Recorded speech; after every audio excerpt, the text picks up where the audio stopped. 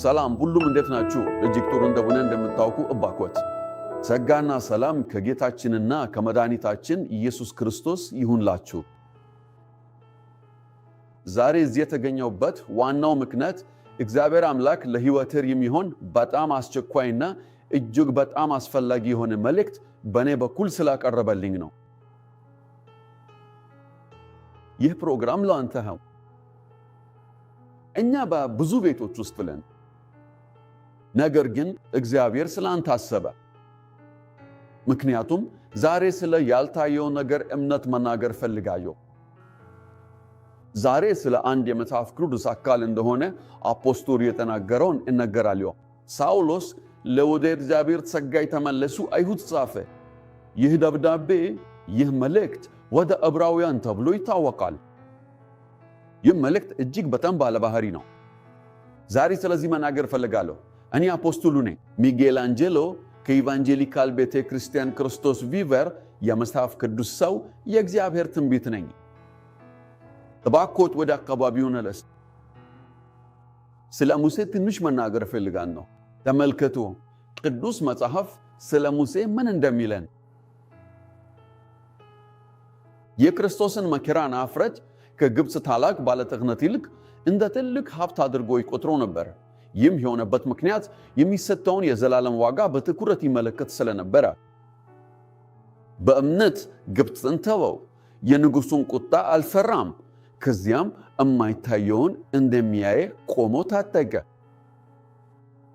ሙሴ ያለበትን የጭንቀት ሁኔታ የተጫነበትን ግፊት እኔ እንዴት እንደነበረ አስባለሁ። ሲወስን የሕይወት ውሳኔ ማድረግ ያስፈልገው ጊዜ ነበር። ወይም የፈርዖን ልጅ በቤተ መንግሥቱ ውስጥ ተመቻችቶ መኖር ይችል ነበር፣ ወይም የእግዚአብሔርን ቅዱስ ዕቅድ ለራሱ ሕይወት መከተልና መታዘዝን በፈቃደኝነት መርጧል። እሱ የዕብራውያንን ሕዝብ ከግብፅ የሚያወጣው ታላቁ አዳኝ ይሆናል። ይህ በጣም አስቸጋሪ ሁኔታ ነው። ከሌላው በኩል በውሳኔ መካከል ያለ ሰው እንዳለ አውቃለሁ። ተሳክተ እንደተጠፋህ ትሰማለህ፣ በጨለማ ውስጥ ትመላለሳለህ፣ ወዴት እንደምትሄድም አታውቅ። ምናልባት ሕይወትህ በጣም የተጨነቀች ሊሆን ትችላለህ። ይህም በገንዘብ ጉዳይ ብቻ አይደለም፣ አንዳንዴ በስሜት ጉዳይም ሊሆን ይችላል። በአጠቃላይ የተዘጋ ደጅ የተጋጠመህ አንተ በጥያቄ በፍርሃት በመያዣ ውስጥ የምትገኝ፣ ምናልባትም በትልቅ የንግድ ጉዳይ ውስጥ የምትገኝ፣ በምትሰራበት ቢሮ ውስጥ፣ በምትኖርበት ቤት ወይም ደግሞ በምትጓዝበት መኪና ውስጥ ሳትኖር ራስህን እንዲህ ብለህ ትጠይቃለህ፣ እግዚአብሔር አምላክ አሁን የት ነው ያለው? እግዚአብሔር የት ነው? ለምን ይሄን ሁሉ እንዲህ አለው ማኖር አለብኝ? ክፉዎች ከክርስቲያኖች ይሻላሉ የሚመስል ነገር አለ። ክፉ ሰው ከእግዚአብሔር ጋር ምንም ግንኙነት ሳይኖረው የተለየ የሕይወት አይነት ማኖር ይችላል ይመስላል። የጌታን ነገር በልባቸው ያላቸው ሰዎች ሁሉ ነገር አንዳንዴ እንደሚያስቸግር ይታያል። ነገር ግን በዚህ አንቀጽ ሙሴ አንድ በጣም ኃይለኛ መሰረት ያለው መምህርት ይሰጠናል። እውነተኛና ትክክለኛ የሆነው የልብ እምነት ማለት በአይን በማይታዩት ረቂቅ ነገሮች ላይ ሙሉ በሙሉ የሚታመን ሊሆኑ በማይችሉና አስቸጋሪ በሚመስሉ ጉዳዮች ላይ ጽኑ እምነት የሚጥል እንዲሁም በማንኛውም አይነት ፈታኝ ችግሮችና መከራዎች ፊት ሳይናወጥ በጽናት ቆሞ የሚቀጥል መሆኑን ሁላችንም ልንረዳው ይገባል። በጠላት ፊት ሲሆን ሙሴ በግብፅ ባህላዊ ማዕከል በአውራጃ ውስጥ የዓለም ሀብት ሁሉንም አለበት፣ የዓለም ባህል ሁሉንም አለበት እና እሱ ያስፈለገው አንድ ጊዜ ትይዩ እንዴት አደርጋለሁ ብሎ ሲያስት ምን አደርጋለሁ፣ እንዴት አደርጋለሁ፣ ምን አከተላለሁ በሚለው ጊዜ ነው። እንግዲህ እሱ ይላል በእኔ ዛሬ አለኝ ማውረድ ውሳኔ አለኝና ሁለት መንገዶች አሉኝ። ይህ ታላቁ የግብፅ መንገድ የመላው ዓለም ድንቅ ምልክት ነው። ሀብት፣ ክብርና ውበት ወይም ለእግዚአብሔር መታዘዝ ምንም እንኳን ይህ ተቃውሞ እንደሚያመጣ፣ ምንም እንኳን ይህ አደጋ እንደሚያመጣ፣ ምንም እንኳን ይህ ተውነት እንደሚያመጣ ቢያውቅ የሙሴ ምስጢሩ ምን ነበር? ለምን ዛሬ በ2025 ዓመተ ምህረት በኤፕሪል 21 ቀን በፋሲካ ቀን በክርስቶስ ትንሣኤን ሲደሰትና ሲከበር ቀን ይህ ቃል አስፈላጊ ለምን ነው? ምክንያቱም ቅዱስ መጽሐፍ እንደሚል እሱ የማይታየውን እንደሚያይ ቆሞ ነበር። እሱ አመነ። በሕይወት ውስጥ በጣም ትክክለኛው፣ በጣም ግልጽ፣ በጣም መንፈሳዊ፣ በጣም አስፈላጊ ውሳኔ ከፈርዖን ሀብት ሁሉ በላይ ነበር ብሎ አመነ። ምክንያቱም እሱ የፈርዖን ልጅ የሆነችው ልጅ የሆነ የወላጅ ነበር። እነዚህም ሁሉ ትልቅ እቅድ ነበር። ምክንያቱም ሁሉንም ሕፃናት ለመግደል ትእዛዝ ነበር። የሙሴ እናቱ ልጇን በቅርጫት ውስጥ አስቀመጠችው በወንዝ ዳር ላይ። ይህ ወንዝም በትክክል ወደ ፈርዖን አዳራሽ ይደርሳል። በእግዚአብሔር ውሳኔ፣ በእግዚአብሔር እቅድ፣ በእግዚአብሔር የማይስተዋልነት ምክንያት የፈርዖን ልጅ ከእሱ አማላጅ ከሚሆኑ ሴቶች ጋር በዚያ ቦታ ትገኛለች ነበር። እነሱም ያ ሕፃን በቅርጫት ውስጥ ሲያዩት ይህ ሙሴ ነው ከውሃ የወጣው ብለዋል። ከዚያም አውጥተው በአዳራሽ ውስጥ አሳደጉት። አሁን አንድ ጋን እሱ አለ፣ ወይም በዚህ አይነት ህይወት እቀጥላለሁ፣ ወይም ሌላ በኩል ብዙ ሰዎች በዚህ የተወከሉ ህይወት እየኖሩ እንዳሉ አውቃለሁ። የታሮ ደብዳቤዎች ምን ይናሉ? የኮከብ ካርታው ምን ለም? የጃኒ እጅ ንባብ ምንድን ነው? በመንገድ መስቀል ላይ የሚደረገው ሥራ ምንድን ነው? በመጨረሻም አስቸጋሪ ሁኔታዎች ውስጥ ያሉ ሰዎች አኑና ሳያውቁት ከፈርዖን፣ ከዓለም፣ ከኃጢአት፣ ከስህተት ጋር እየተባበሩ ነው ሕይወትን ሊያጠፋ ከሚችለው ነገር ጋር። ስለዚህ ሙሴ እንደተባለው ይህ ጥቅስ በጣም አስፈላጊ ስለሆነ እንደገና አነበዋለሁ። ግብፅን ተው፣ በንጉሡ ቁጣ አልፈራም፣ የማይታየውን እንደሚያይ ሰው ጸንቶ ቆመ። ስለዚህ ጸንቶ ቆመ፣ ምክንያቱም በተፈጥሮ አይኖቹ የሚያዩትን አልተከተለም። ጳውሎስ ይህን ለኮሮንቶስ አለ፣ እኛ በምን እንደምናየው አንመላለስም፣ እኛ በእምነት። እኔ ይህ ከብዙ ትምህርታዊ ነገር መሆኑን አውቃለሁ። እግዚአብሔርም ለልብህ ሊናገረ ይፈልጋል። ምክንያቱም በምታየው ነገር ብቻ ተመርተሃል እና አንዳንድ ጊዜ አይኖቻችን ፍጹም የማይቻሉ ነገሮችን፣ እንቅፋቶችን፣ መከራዎችን፣ መከላከያዎችን፣ ምድረ በዳውን፣ ደረቅነትን፣ ደረቅ መሆኑን፣ ጠመናማ መንገዶችን ያያሉ እና ብዙ ጊዜ አንተ ትላለህ እግዚአብሔር ማን ነው? ስለዚህ ሙሴ በተፈጥሮ አይኖቹ የሚያዩትን አልተከተለም፣ ነገር ግን መንፈሱ ያስታመነውን ነገር ተከተለ። እሱ እግዚአብሔርን በእያንዳንዱ እርምጃ ያየው ነበር። እግዚአብሔር የሚያየ ሰው ሰዎቹን አይፈራም። እሱ የንጉሡን ቁጣ ወይም የዓለም ጥሪዎችን በየትኛውን ሁኔታ ቢሆንም ተወስኖ ውሳኔ ያደረገ። ምናልባት ዛሬ በስትሬስ በጭንቀት የተቆጣጠረ ሰው ሊሆን ትችላለህ። ምናልባት ህልም ትሰማለህ፣ ትናወጣለህ፣ መንቀጠቅ ትጀምራለህ። ከዚያም ሪቮትሪል ትወስዳለህ እና ሌሎች መድኃኒቶችን ትጠቀማለህ። ትነጋለህና ኃይል የሚሰጥ መድኃኒት ትወስዳለህ። ከዚያም ሌሊት በሚደርስበት ጊዜ የህይወትህ ክብደት ይሰማል። ከዚያም ሪቮትሪል ትወስዳለህ። 1 2 3 10 20 ቀንዶች እና በታየ መልኩ በጥፋት በታች የምትኖርበት ህይወት ትኖራለህ። ስለዚህ በፕሮግራሙ መጀመሪያ የተናገርኩት ዛሬ የምትወስደው ውሳኔ ያለ ማለት ነው። 2 መንገዶች አሉ። ወይም ፈርዖንን ትከተላለህ፣ ዓለምን፣ ዝናን እና ዝና የሚያመጣውን ሁሉ፣ ወይም በህይወት ውስጥ በጣም አስፈላጊ የሆነውን ውሳኔ ትኖራለህ። ይህም የእምነት ህይወት ነው። እምነት ማለት ምን ነው?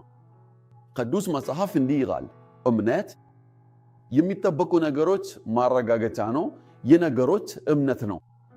የማይታዩ ነገሮች እምነት እርግጠኝነት ነው። ይህ እግዚአብሔር ስጦታ ነው። ጳውሎስ እንዲህ አለ፣ በጸጋ በእምነት ተድናችኋል። ይህ ከእናንተ አይደለም፣ የእግዚአብሔር ስጦታ ነው። የእግዚአብሔር ከሪስ ነው።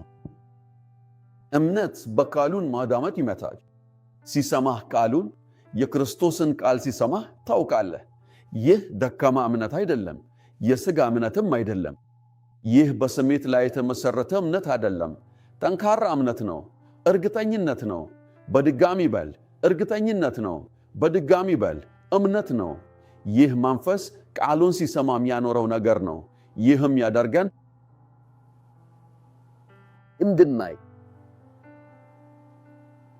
እግዚአብሔርን ሥራ እንድናይ ሁሉም ነገር እጅግ አስቸጋሪ ሲታይም አንተ እንዲህ አትኖርህን? ሁሉም ነገር እጅግ አስቸጋሪ ነው። እንግዲያስ በክርስቶስ ኢየሱስ ላይ ያለው እምነት የሥጋው ቀናት ያለፈውን ክርስቶስ ሳይሆን ነገር ግን ተነስቶ የቆሰለውን ክርስቶስ ነው። ጳውሎስ እንዲህ አለ፣ ክርስቶስ ባልተነሳ ኖሮ እኛ በዓለም ላይ በጣም የተዘነጋና የተሳናቸው ሰዎች ነበርን ነበር። ምክንያቱም ኃጢአታችን አልተሰረዘም ነበር። ሕይወታችን ወደ ኋላ ባለው ጊዜ አልተወሰደም። በክርስቶስ ውስጥ ያለው ሰው አዲስ ፍጥረት ነው። አሮጌዎቹ ነገሮች አልፈዋል። እኔ ሁሉም ነገር አልፈዋል፣ አዲስ ወንድ ሰው ነኝ፣ አዲስ ሴት ነኝ፣ አዲስ ቤተሰብ ነን፣ አዲስ ንግድ ሠራተኛ ነኝ ልበል አልቻልኩም። የኢየሱስ ትንሣኤ እኛን እምነት ላይ፣ በእርግጠኝነት ላይ፣ በእምነትና በእምነት የተሞላ እምነት ላይ እንመኛለን ብለን አስተማረን እና እንደ ቀድሞ የተሸነፈ ሰው እንደምንሆን ይህ ነው እምነት። እኔ እሸናለሁ እላለሁ፣ ድል አለኝ እላለሁ፣ ምንም እንኳን ነገሩ ገና አልተፈጸመም። ይህ አስፈላጊ ነው። እኔ ለእርሶ የማይቻለውን አልናገርም፣ አንድ ተረት አልተጠቀምኩም። እኔ የምናገረው የኢየሱስ ክርስቶስ ውስጥ የሚገኝ የእምነት ሕይወት የሚያመሰግነውና ድንቅ እውነት ነው። የተነሳ እርሱ እኛ ከአሁን በኋላ ክርስቶስን በሥጋው ዘመን ለመኖር ጥሪ የለንም። እኔ ከአሁን በኋላ ምሽት ማቆየት፣ ሳምንት ምግብ ማቆም አልኖረብኝም። እኔ ከአሁን በኋላ ስዕለቶች ወይም የይሁዳውያን ሥርዓቶች ማድረግ አልችልም። የእግዚአብሔር ጸጋ ከዚህ ሁሉ አወጣኝ፣ ከፍርድ አወጣኝ። ከአንደኛ አይነት ሕይወት ጥቂት የተጠበቀ ሁልጊዜ በማይማመን ነገር ላይ ሕይወት ማሳለፍ አይደለም። እምነቴ እንዲሄድ ያደርገኛል፣ እንዲነሳ እና በቅድሚያ እንዲነግርና ድል እንዲገልጽ ያደርገኛል። ድል እስካሁን ድረስ ሳይደርስም እኔ በድል እመኛለሁ። ይህን እንዲያውቅ እፈልጋለሁ። አንተ ታላቅ ንግድ ሰው ነህ። አንተ ነፃ ሙያ ያለ ሰው ነህ። አንተ አንድ አስከፊ ሥራ አስኪያጅ ነህ። አንተ የቤት ባለቤት ነህ። አንተ አረጋዊ ነህ። አንደኛ በእስር ቤት ውስጥ ያለ ሰው ነህ። በሆስፒታል ውስጥ ያለ ሰው ነህ። በሲቲአይ ውስጥ ነህ። አንድ ሰው አይፓድ አመጣል፣ ሌላ ሰው ስልኩን አመጣል እና አንተ በማኅበራዊ ሚዲያ ላይ አገልግሎቱን ታያለህ። መልካም ነገር ልከዋት መልእክት አለኝ። አምኖ እንደ ያልታየውን ሚያየ ሰው ቆሞ ቆይ። ጠንካራ ተደንብ ያለ ሰው ሁን፣ ጽኑ ሁን። ምክንያቱም በሕይወት ውስጥ ማንም ሰው ካልተደነቀ ጠንካራና ጽኑ ካልሆነ ስኬት ማግኘት አይችልም። እና እውነቱ ምንድን ነው? እንደ ያልታየውን ያየ ሰው ምናልባት አንተ ትላለህ ዓለም ይህን ሊረዳ አይችልም አፖስቶል። ነገር ግን ሰማይ እምነቱን ያከብራል። እምነት የተረጋጋ ሙእምን ነው። ጳውሎስ ለሮማውያን አለ ጻድቁ በእምነት ይኖራል። ጻድቁ በእምነት ይኖራል። እንግዲህ አንተ አስብ፣ ወንድማችን ሙሴ በሁሉም ዙናና በሀብት ፊት ሲቆም እኔ እኖራለሁ ብሎ ተናገረ። ወይም የኃጢአት የሚያልፉ ደስታዎች፣ ይህም ሌላ ነገር ነው ጳውሎስ ስለ ሙሴ የሚጠቀምበት። የኃጢአት የሚያልፉ ደስታዎች ማለትም ሰው በኃጢአት ውስጥ ሲሆን በውጭ እንደ ደስታ አለዋት። ሰው ይላል እኔ በመጠጣት ደስታ አገኛለሁ፣ በመሳብ ደስታ አገኛለሁ፣ በመተከል ደስታ አገኛለሁ፣ ክራክ በመጨረስ ደስታ አገኛለሁ፣ በመካከል መታለል ደስታ አገኛለሁ፣ በውጭ የሚገኙ የጾታ እንቅስቃሴዎች ደስታ አገኛለሁ። እንግዲህ የኃጢአት ደስታዎች ስሙኝ ውድ ሆይ ሁሉም ያልፉ ናቸው። ጥየን የኃጢአት ደስታ ማንምን ሰው ማቆም አይችልም። በተቃራኒም ኃጢአት ወደ ሞት ይወስዳል። እግዚአብሔር ለአንተ ምን እንዲኖርህ ይፈልጋል? ሕይወት። ኢየሱስ አለ እኔ እንዲህ አድርጌ መጣሁ እንዲኖራችሁ እና በበዛ ሕይወት እንዲኖራችሁ። ስለዚህ ሞሼ እንዲህ አለ እኔ በሚያልፉ የኃጢአት ደስታዎች ላይ አልተረከትኩም፣ ምክንያቱም አባቴ ከሁሉ የተሻለውን ይሰጠኛል። እሱ ፈርዖን ነው። እኔ በአንድ ቤተ መንግሥት ውስጥ ነኝ። ፈራሪ አለኝ፣ ላምቦርጊኒ አለኝ፣ 50 ጫማ ርዝመት ያለው የባህር ጀልባ አለኝ፣ ሄሊኮፕተር አለኝ፣ አውሮፕላን አለኝ። ይህ ሁሉ ይያዛል። የዚህ ምድር ሁሉም ታላቆች ቢያንስ ይህን አንድ ጊዜ አስብ። ከ30 ዓመታት በታች ሁሉም ታላቅ እና ኃያላን ሰዎች ከዚህ ምድር ላይ አይገኝም። ሞት አይደለባቸውም ብለው የነበሩ ሁሉ አሁን አልቀሩም። ወይም ሞት አይደለባቸውም ብለው የነበሩ አሁን አልቀሩም። ሞት አይደለባቸውም ብለው የነበሩ ሰዎች አሉ። እንዲሁም ሕይወት ሳይኖራቸው የተኖሩ ሰዎች አሉ። የዛሬው ፓስካ ጥያቄ ምስክርነት ነው፣ ሕይወት ነው፣ የጌታ ክብር ነው እና የእርሱን መግለጫ ካህናት በጥልቅ ማወቅ ነው። ከበጎቹ ሁሉ ላይ የሚገኝ ከፍተኛ እረኛ፣ የነፍሳችን ሐዋርያና እረኛ ጌታችንና መድኃኒታችን ኢየሱስ ክርስቶስ። ለእርሱ ክብር፣ ለእርሱ ምስጋና፣ ለእርሱ ክብር። ምክንያቱም እርሱ በኢየሩሳሌም መቃብር ውስጥ አይደለም። ወደ ኢየሩሳሌም የተጓዙ ዓለም ሁሉ መቃብሩ ባዶ መሆኑን ያውቃሉ። በሦስተኛው ቀን ተነሳ፣ ወደ ሰማይም ወጣ። መጽናኛውን የመንፈስ ቅዱስን ራሱን እግዚአብሔር ላከ። እርሱም እንዲህ አለ፣ እመለሳለሁ እና የክርስቲያን ቤተ ክርስቲያን፣ የኢየሱስ ቤተ ክርስቲያን በዚህ ምድር ላይ እርሱ የፈጠረው ብቻውን ድርጅት ናት። ኢየሱስ ሌላ ምንም ድርጅት አልቀመም። እርሱ እንዲህ አለ፣ ቤተ ክርስቲያንን እሰራለሁ፣ የገሃነም በሮችን በእርሷ ላይ አይበረታታም።